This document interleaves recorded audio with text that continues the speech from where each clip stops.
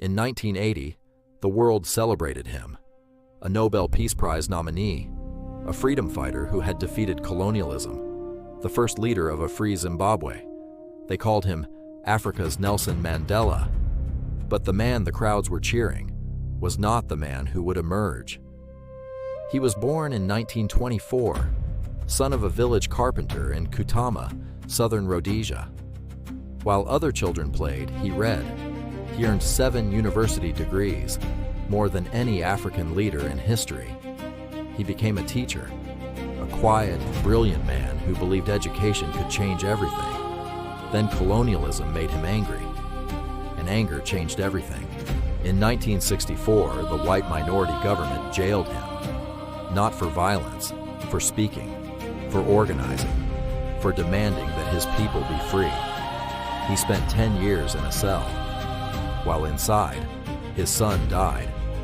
The government refused him permission to attend the funeral. That refusal turned a political prisoner into something far more dangerous, a man with nothing left to lose. When he took power in 1980, he kept his promises. Schools were built, hospitals opened, literacy rates soared to the highest in Africa. The economy was strong. White and black Zimbabweans lived and worked side by side.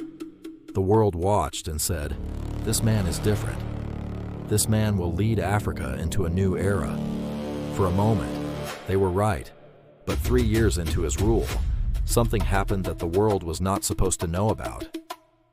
Between 1983 and 1987 in the western province of Matabeleland, Mugabe deployed a North Korean-trained military unit against his own people.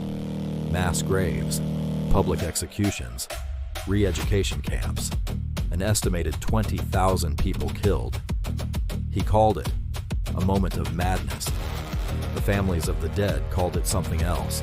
By 2008, Zimbabwe was unrecognizable. The breadbasket of Africa could not feed its own people. Hyperinflation so severe that prices doubled every single day.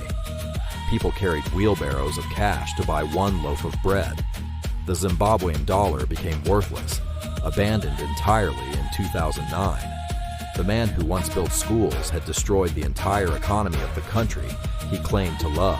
November 2017, his own generals turned on him, not because of the massacres, not because of the hyperinflation, but because he was trying to make his wife, Grace, the next president of Zimbabwe. The army drew the line.